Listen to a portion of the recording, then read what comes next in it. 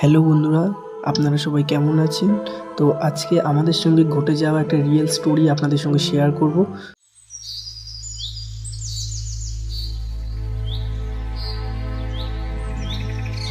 Hello. হ্যাঁ ভাই, কোথায় আছিস? এই তো বাড়ি। আরে আজ তো রবিবার, চল না কোথার থেকেও ঘুরে আসি। না রে ভাই, এই গরমে যাওয়া অসম্ভব। যদি রাতে যাস তাহলে দেখতে পারি। তা রাতে কোথায় যাবি?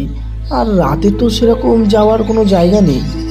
আরে আমাদের চারটা রায়বাড়িতে চল না, বেশ একটা ভৌতিক এক্সপিরিয়েন্স হবে। না রে ভাই, শুনেছি ওখানে যে একবার যায় সে আর ফিরে আসে না। ওখানে কি যাওয়াটা আমাদের ঠিক হবে? আরে চল না, আমি তো আছি, কোনো ভয় নেই। তাহলে কটার সময় বেরোবি? ঠিক রাত 12টায় রেডি হয়ে থাকিস কিন্তু। ঠিক রাত 12টায় দুই বন্ধু মিলে বেরিয়ে পড়লাম। রাস্তায় একটাও লোক নেই, চারিদিক পুরো ফাঁকা। এত রাতে কি আমাদের যাওয়াটা ঠিক হচ্ছে? আরে তুই এত ভয় পাচ্ছিস কেন? আমি আছি না, কিছু হবে না, চুপ করে বস। তাও আমার না খুব ভয় লাগছে, যদি কিছু হয়। আর সবাই বলে ওই জায়গাটা একটুও ভালো না। আমার না যেতে কেমন লাগছে। আরে বাবা, তুই এত ভয় পাচ্ছিস কেন? আমি তো আছি, কিচ্ছু হবে না। আর তুই যে এত ভীতু, আগে জানতাম না তো। যেতে যেতে হঠাৎ দেখি একটি বয়স্ক লোক আমাদের গাড়ির সামনে চলে আসে। আরে দাদু, মরবে নাকি? এক্ষুনি তো অ্যাক্সিডেন্ট হয়ে যাচ্ছিল। আরে দাদু, আপনি অন্য নাকি? তোমরা কোথায় যাচ্ছ বাবারা? এই তো সামনের রাজবাড়ি। ওখানে যেও না, গেলেই কিন্তু মরবে। যত সব পাগল ছাগল। সৌরভ ওই বয়স্ক লোকটার কথায় কোনো পাত্তাই দিল না, কিন্তু আমার মনে মনে একটা ভয় কাজ করছিল। চলে আসলাম রাজবাড়ির সামনে। পুরো ঘুটঘুটে অন্ধকার চারিদিকে। হঠাৎ হঠাৎ করে দেখি আমাদের চারি সাইড দিয়ে চামবাদুর উঠতে থাকে। আমরা চামবাদুরগুলোকে কোনো পাত্তাই দিলাম না, না দিয়ে আমরা ভেতরের দিকে ঢুকে গেলাম। কিন্তু তাও আমার মনে একটা ভীষণ ভয় কাজ করছিল। ভয়তে ভয়তে আমরা ঢুকে পড়লাম রাজবাড়ির ভেতরে। ভেতরে ঢুকে দেখি চারিদিকটা ঘুটঘুটে অন্ধকার।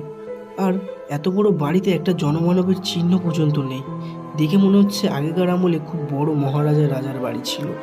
হঠাৎ শুনতে পাই ঘরের এক কোণ থেকে একটি মেয়ে মানুষের কান্নার আওয়াজ ভেসে আসছে।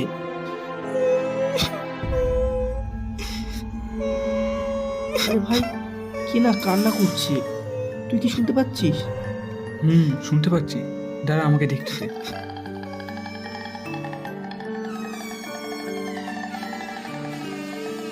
কে তুমি? ওই অশরীরী আত্মা যখন তার এলো চুলের ওই ভেতর দিয়ে দুটো লাল লাল চোখ দিয়ে তাকালো, তখন দেখে আর নিজেকে আর দাঁড়িয়ে থাকতে পারলাম না। কেমন যেন শরীরের মধ্যে একটা একটা উতাল হাব হয়ে গেল।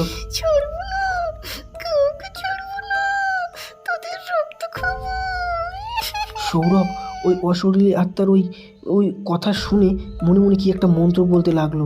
আর তখন সেই অশরীরী আত্মা, বন্ধ কর, তোর এই মন্ত্র বন্ধ কর, কে তুমি?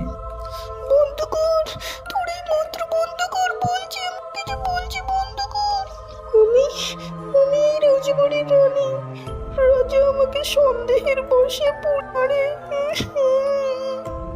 তোর এই মৃত্যু খেলা কবে বন্ধ করবি? সৌরভের ওই কথা শুনে সেই অশরীরী একটা যা বলল, শুনে আমাদের গায়ের রক্ত হিম হয়ে গেল। ওই বাড়ির সামনে একটা আম গাছ আছে, ওই আম গাছের নিচে আমাকে ওই রাজা কবর দিয়েছিল।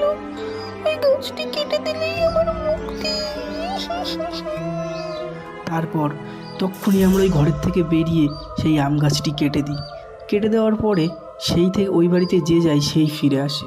আর কোনোদিনও কোনো অসুবিধা হয়নি। তো বন্ধুরা, গল্পটি কেমন লাগলো আশা করি আপনাদের ভালো লেগেছে। যদি ভালো লাগে সবাই লাইক, কমেন্ট, শেয়ার আর প্লিজ সাবস্ক্রাইব করুন। আর এই চ্যানেলে এরকম নিত্য নতুন গল্প আসতেই থাকবে।